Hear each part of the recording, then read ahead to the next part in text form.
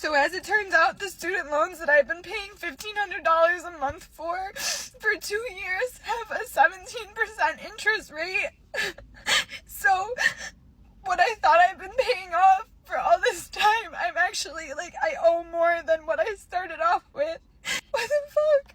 So, Jeff Bezos, this would be a really cool fucking time to Venmo me, bro. Like, Did you know that you could use to email Jeff at Amazon.com and you would actually get your customer service complaint resolved quicker than going through the traditional communication channels? Maybe that's what she should do. Just Venmo me, bro, Jeff. I wonder if that would work. I just emailed Jeff at Amazon.com. You know what's also funny, but not really that funny, but ironic, is that I feel like going to college has probably ruined more lives than doing drugs has, except for maybe meth, right? And if you grew up in the 90s like me, every single adult figure in your life was telling you to go to college. Like even the TV, which raised a lot of children back in the 90s, was telling you go to college. I think Uncle Phil in The Fresh Prince of Bel-Air was telling was telling Will, "You gotta go to college or you're not gonna have a life." Right? Remember that? Well, folks, we're 20 something, 30 something plus years. Wow, has it been 30 years since the 90s? That's kind of scary. That's kind of scary. But yeah, this is the culmination of bad advice that has been given to generations of young people. And now we have young people recording themselves. Just Venmo me, bro. Jeff Bezos, just Venmo me. Maybe I should do that. Maybe I'll ask Jeff, please Venmo me, bro. Just Venmo me, right? I owe $90,000 and I didn't even spend that much on school. Like, any rich person, please tap in. Like, Kourtney Kardashian, like, you probably have 8 houses. I'm never gonna be able to buy one because I went to college. I just signed up to be an egg donor. Guess what? Got approved. Who wants my fucking kids? I can't afford them, so start a bidding more. Just fucking take them. What do you want? My left arm too? Like, what the fuck am I supposed to do? I'm gonna be in debt for my whole fucking life. How does that even make sense? I signed up for this shit when I was 17. Like, this should not be legal, bro.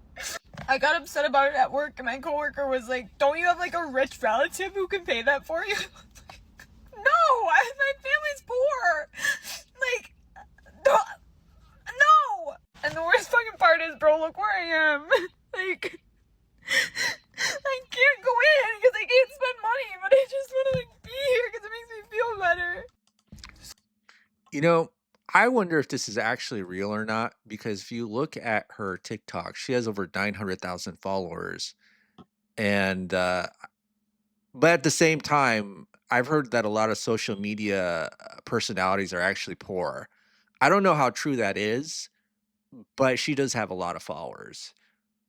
But moral of the story, college has probably ruined more lives than drugs has. So I'm gonna kind of tell you, how all this stuff works that they never taught you in school. If you're a doctor, they probably never taught it to you. If you're a lawyer, they never taught it to you, right? They never taught you most of this in school. Okay. And if you don't know who I am, I don't have 8 houses like Kourtney Kardashian, but I have 2 houses, and one of them I paid off in 2 years and 9 months. Yeah, I did. And another thing too is that I have over $739,000 in credit cards and lines of credit, which is essentially like a credit card. And so, what I want to use is this video as an opportunity to teach you how like loans in the financial system works and why student loans ruin so many people's lives. So, the secret to getting all of the lines of credit and loans or whatever is you have to understand how banks work. And the way that the banks work is they don't lend money to people who need it, right?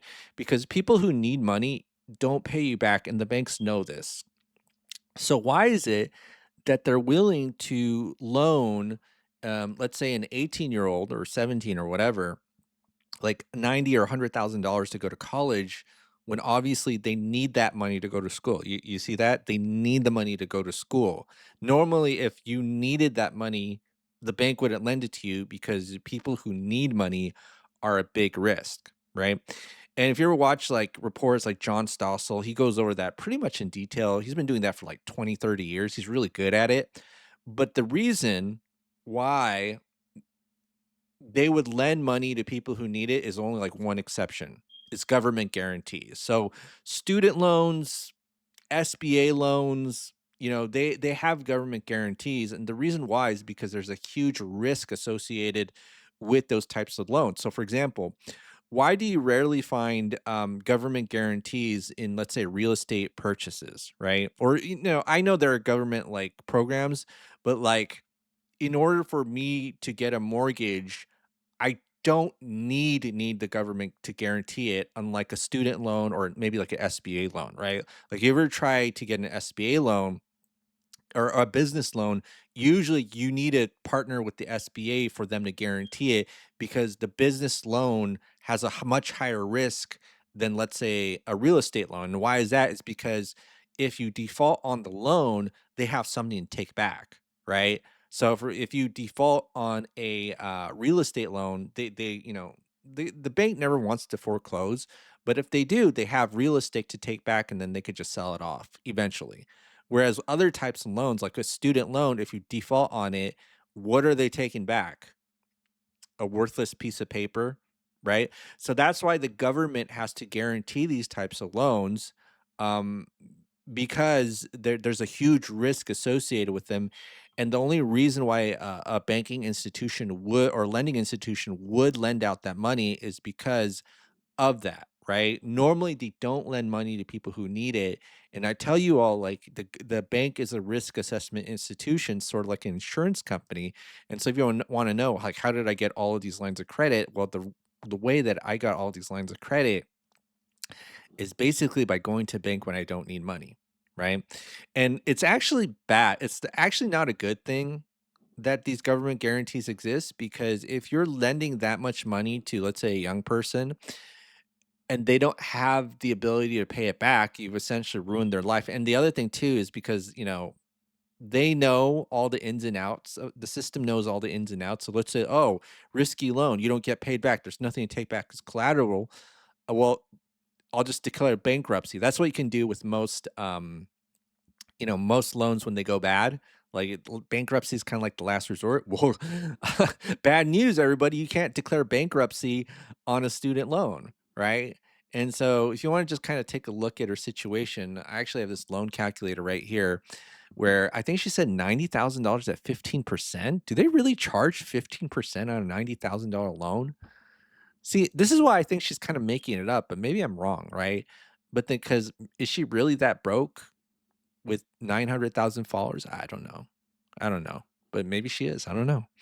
Because if you do 90,000 for 15% interest at a 15% interest rate at 10 years, it's about 1,400 a month. 1,400 a month.